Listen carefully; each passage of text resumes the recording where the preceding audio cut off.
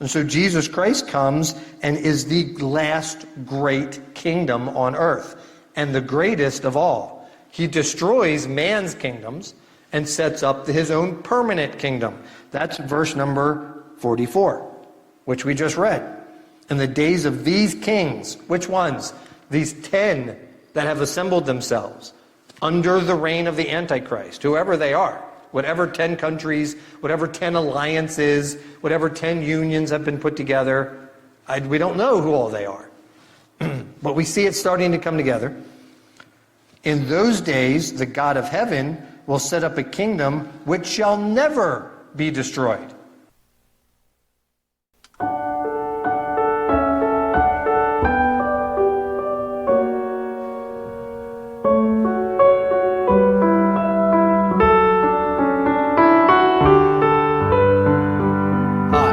Welcome to Redeemed, a podcast by Pastor Wes Gunther of the Cedar Hill Baptist Church in Dillsburg, Pennsylvania. Thank you for joining us today. Daniel 1, starting in verse 8. But Daniel purposed in his heart that he would not defile himself with the portion of the king's meat, nor with the wine which he drank. Therefore he requested of the prince of the eunuchs that he might not defile himself. Now God had brought Daniel into favor and tender love with the prince of the eunuchs. Excuse me, excuse me, I am not sick. I am not sick. I've convinced myself of that, but I have a little bit of cough every time I get up here to talk. In Daniel chapter 1, verses 8 and 9, we see this first test. Here's Daniel, Shadrach, Meshach, and Abednego. They are being trained and being prepared. They're being prepared to be sitting in positions of authority under Nebuchadnezzar. And we see that unfold in chapter number 2, which we're going to get into. But in chapter number 1, they have this first test. As they're getting prepared, as they're getting trained, we talked about this a couple weeks ago, they're beginning to learn the customs, they're learning the language, they're learning how to conduct themselves, they're going to stand before the king. They have a lot to learn. These are young people moved into a new empire, under a new king, under new customs. They have a lot to learn, and they're being trained to do so. They are bright and intelligent, academically so. More importantly, these 4 are singled out in the Word of God because they have faith in God. And so spiritually, they are astute as well. And we see that unfold over these next couple of chapters. So here in Daniel chapter number 1, the first test, there's a problem with the food, right? And we talked about that briefly a couple weeks ago. Some of you continued to talk to me about that even afterwards. So now that we're teaching it, let's look into it just a little more detail. Why wouldn't Daniel eat the king's meat? Well, a number of things. And if you read through all the different historical records, if you read through all the different commentaries on this, there seem to be 3 things that kind of rise to the top as to why he wouldn't eat this meat. Number 1, the way it would have been presented, and that is, it would have been offered to idols. And so there's a religious aspect to the way that the king's meat was given, presented, used ahead of time for these idol worship and so forth. And so that would have been obviously a red flag or a problem for Daniel. Number 2 is probably maybe the way it was prepared. And I talked about that a couple weeks ago. The way it was prepared or the lack thereof would have been a problem. But probably number 3, most importantly, and I didn't say this a couple weeks ago, but many of you brought this up, and you're right, and the commentaries say this too. It was probably the meat itself that was a problem, and that is that the law clearly outlined what meat they were allowed to eat and what they weren't allowed to eat. And so, at the bottom line, it wasn't kosher. Maybe this first night they brought out, pork spare ribs or something, something that was clearly not something they were allowed to eat. They didn't eat those meats that were of cloven foot, right? So they didn't eat pork. They wouldn't have eaten something exotic. And this is, we don't have to guess at this. We're going to see this in chapter 2. This is one of the greatest, and according to God himself, the greatest of human empires in human history. right? Not to give it away, but in the next chapter, we're going to see the head of gold is Babylon. So this was an important empire, a high-end empire. As they've done excavating and research and historical things, they have found, Babylon had things far advanced other countries of the time. You know, the gardens, the walls, they had some running water. They had things that other civilizations didn't have for centuries to come. But Babylon was able to do that. Remember, Nebuchadnezzar going out, finding the best and the brightest from these other countries and bringing them in. So we see the results of that. The results of that is Babylon was a high-end empire. They had lots of stuff. They were far advanced. And because of that, they no doubt had not only food that would not have been on a Jewish menu, but they probably had some food that was somewhat exotic as well, right? And you go to some of these fancier places or high-end places, who knows are they eating camel, alligator, snake? I don't know. We don't know at all. But they would have probably introduced something more exotic, and they certainly would have had some type of, they may have just brought out bacon, Yeah, yummy. I'm with you, right? You and I would say yes. But to Daniel and to his, friends, this is a problem, right? They can't eat that at that point, right? We understand we are allowed to eat that today, right? That's the vision that Peter had in the book of Acts. There's no problem with eating that today. Thank goodness we can eat bacon, right? Because I like bacon. I like pork products. But Daniel wouldn't have eaten that. And so here's Daniel looking, I don't know if he's looking at a menu, he's looking at what's been served already, he heard what's been served, or he knows what's coming tonight. One way or the other, Daniel's like, can't do it. Not doing it. The second part there is the wine that's given. And so no doubt, again, this would have been a high-end wine, which no doubt had a high-end alcohol level. And Daniel and his friends said, we can't drink that. These are problems for us. We've got to keep ourselves pure according to God's command, so we're not touching the king's meat, and we're not touching this alcohol that's being served tonight. We're not doing it. And so they made the deal there with the keeper of these young men, the guy who's training them. They made the deal, to eat this more vegetarian type diet. And God allowed within 10 days for their countenance to look better. And so I think God did something special in their lives.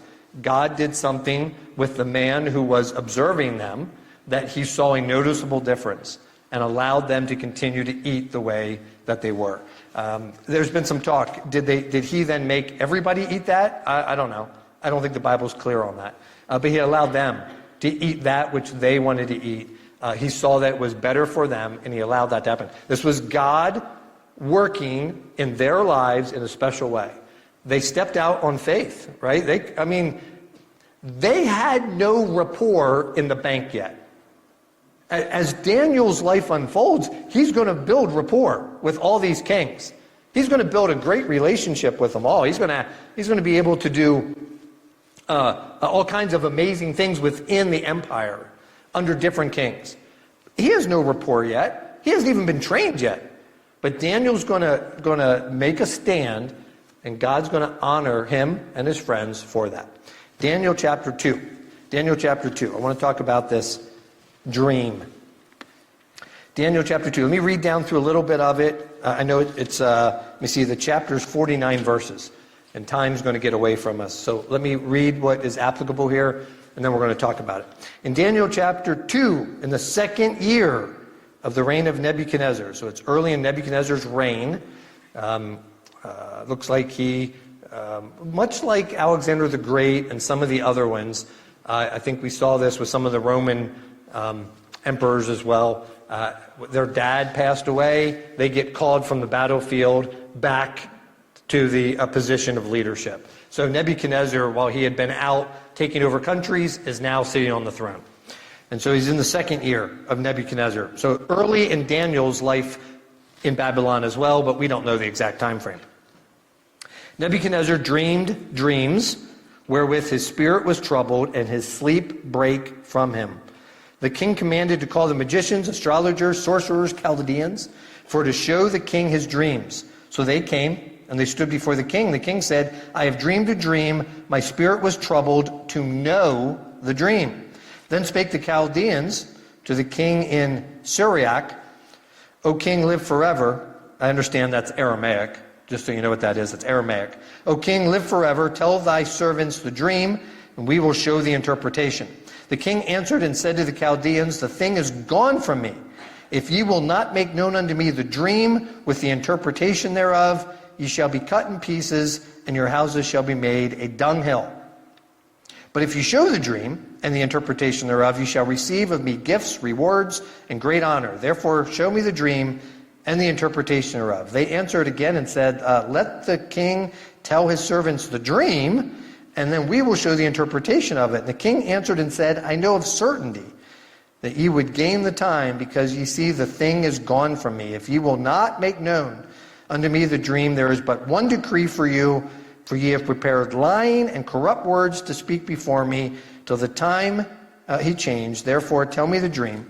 I shall know that ye can show me the interpretation thereof. The Chaldeans answered before the king and said, there is not a man upon the earth. That will come back to bite them, right? God has a man prepared for such a time as this. There's not a man upon the earth that can show the king matter. Therefore, there is no king, lord, nor ruler that asked such things at any magician or astrologer or Chaldean. It's a rare thing that the king requireth. There is none other that can show it before the king except the gods, whose dwelling is not with flesh. True words, they said there. One and only true God will reveal it. Verse 12. For this cause the king was angry, very furious, and commanded to destroy all the wise men of Babylon. The decree went forth that the wise men should be slain, and they sought Daniel and his fellows to be slain. But we don't really talk about this particular instance, but here's Daniel, Shadrach, Meshach, and Abednego. They're in training. We don't know how far they are into this, but they've been in it for a while. They're getting prepared to start to work for the king. And now, all of a sudden, they find out, oh, we've been sentenced to death. Great, you know. Things couldn't look any gloomier.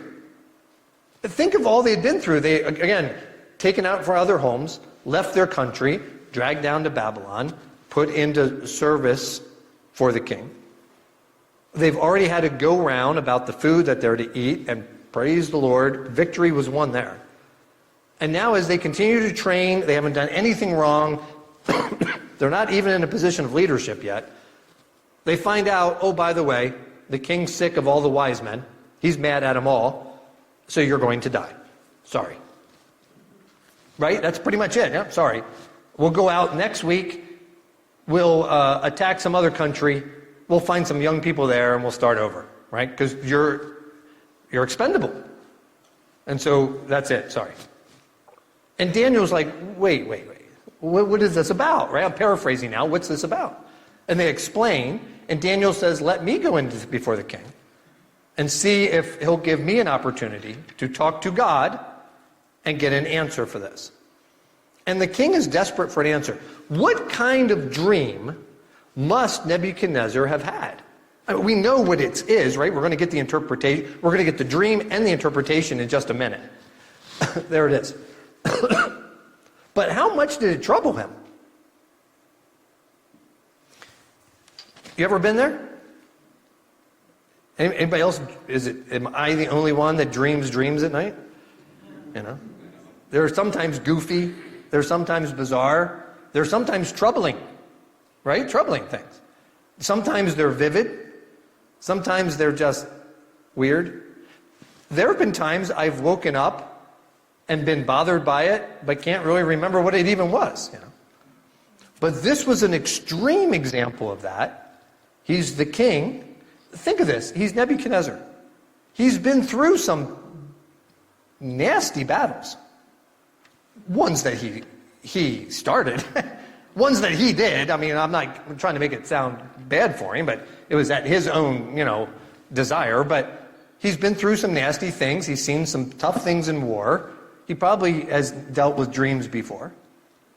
He goes to bed this night. He wakes up. He is so troubled by the dream. And we know he's troubled by the dream because he's angry the next morning. He doesn't seem to give him any leeway, right? You're going to tell me the dream. If not, I'm going to cut you in pieces. I mean, it sounds brutal, nasty, horrid. These are some men who I'm sure have served him for a long time.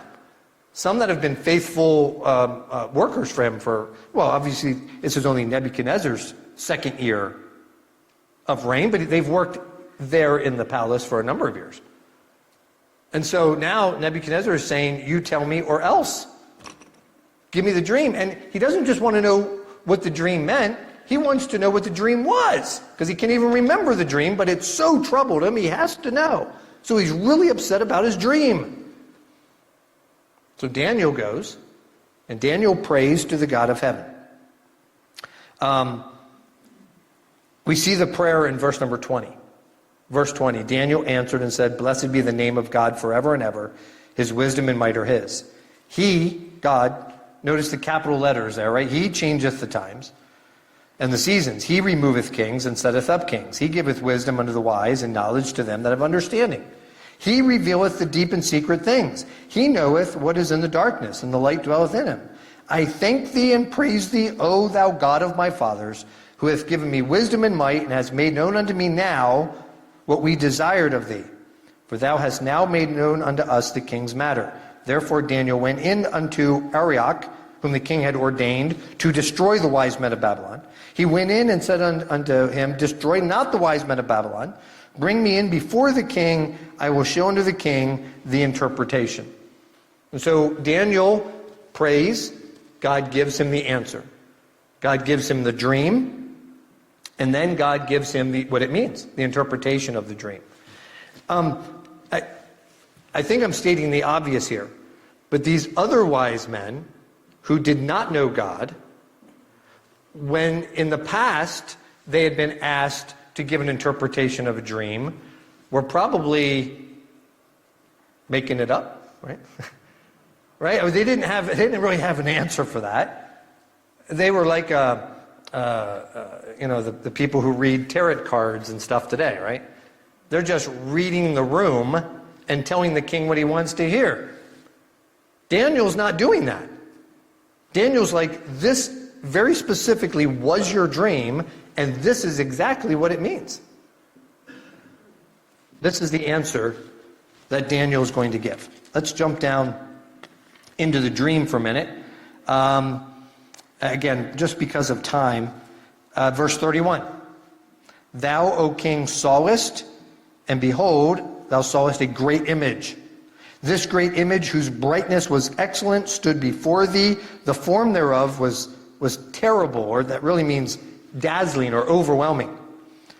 The image's head was of fine gold, its breast, its arms of silver, its belly, its thighs of brass, its legs of iron, its feet part of iron, part of clay. Thou sawest till that a stone was cut out without hands, which smote the image upon its feet that were of iron and clay, and brake them into pieces. Then was the iron, the clay, the brass, the silver, the gold broken to pieces together, and became like the chaff of the summer threshing floors. The wind carried them away. There was no place for them. The stone that smote the image became a great mountain and filled the whole earth. This is the dream. We will tell you the interpretation thereof before the king. And so he gives him this dream. Again, I just want to set the setting for a minute. The king was so troubled by the dream. And so by the end of verse number 35, we have all the information that Nebuchadnezzar knew, but had forgotten. Right? Daniel tells him what his dream was. But this dream, what we just read, so troubled him that had set him on a path of anger and possible destruction. He had signed death warrants for some of these poor men. And so we see an image. It was an overwhelming image. It was a large image that ends up, different stages of metal, we're going to talk about that, ends up getting destroyed, turning to dust, and blowing away. So at that point, it has disturbed Nebuchadnezzar, right? In his dream, let's step back to when he's sleeping or just waking up or tossing and turning. This is built into his mind and into his psyche, I don't know what this is, but it really bothered him. It really disturbed him. Is this me? Is this my kingdom? Are we being destroyed? Are we being blown away? What is this? He's very upset about this. Daniel has the interpretation thereof. And that's what's important for you and I to understand even today. Verse 37. Thou, O king, art a king of kings. For the God of heaven hath given thee a kingdom, power, strength, and glory. Wherefore the children of wheresoever the children of men dwell, the beasts of the field, the fowls of the air, hath he given them into thine hand, and hath made thee ruler over them all. Thou art this head of gold. After thee shall arise another kingdom, inferior to thee. Just Nebuchadnezzar has to be feeling pretty good right now, right? Inferior to thee, another third kingdom of brass, which shall bear rule over all the earth. The fourth kingdom shall be strong as iron, for as much as iron breaketh in pieces, subdueth all things, as iron that breaketh, all these shall it break in pieces and bruise. Whereas thou sawest the feet and the toes, part of potter's clay, part of iron, the kingdom shall be divided, but there shall be in it of the strength of the iron, for as much as thou sawest the iron mixed with miry clay. The toes of the feet were part iron, part clay, so the kingdom shall be partly strong, partly broken. Whereas thou sawest iron mixed with miry clay, they shall mingle themselves with the seed of men, but they shall not cleave one to another, even as iron is not mixed with clay. And in the days of these kings shall the God of heaven set up a kingdom which shall never be destroyed. A kingdom shall not be left to other people. It shall break in pieces and consume all these kingdoms, and it shall stand forever. We're going to stop right there time-wise at the end of verse number 44. He begins to give them an outline of what this statue looked like, and then all the different metals that were in it. I know this is somewhat small and probably a little hard to see here, but we'll use it. Head of gold was Babylon, right? That was Nebuchadnezzar. Daniel's talking to that person that's in front of him. So, to Nebuchadnezzar, the one that we're talking about, Daniel's in the palace talking to him. So that is present. But everything else on this, for Daniel and for Nebuchadnezzar, is future. It's looking ahead. God's giving them the details. Now listen, God is not telling them which of these kingdoms are going to be, right? We know that looking back on it in past tense. We see the names of those kingdoms, the names of those kings in past tense. And that's really not argued in any commentary or any denomination. It's pretty much set. We know who they are. So let's talk about them real quick. We have Nebuchadnezzar and Babylon up there, number one. We have a chest of arms and silver, which becomes the kingdom of the Medes and Persians. Daniel will see that come to fruition in his life, right? Handwriting on the wall. The Babylonian Empire will fall in Daniel's lifetime. He'll see the Medes and Persian Empire rise to prominence. Medes and Persian Empire will never be as great, never be as glorious, never be as strong as the Babylonian Empire. But it will follow the Babylonian Empire. It's the ones that ultimately brought Babylonian Empire down. So we have the Medes and Persians. The next one there, belly of thighs and of bronze. That's the kingdom of Greece. That's Alexander the Great and the Greek Empire. They're the ones that are the mid part of this. They're the next great empire to follow. Then we have the legs of iron. And it talked for a while about the iron. History refers to Rome as ruling with a iron fist. A word iron is used throughout Roman history. And so we know that the next great empire was the Roman Empire.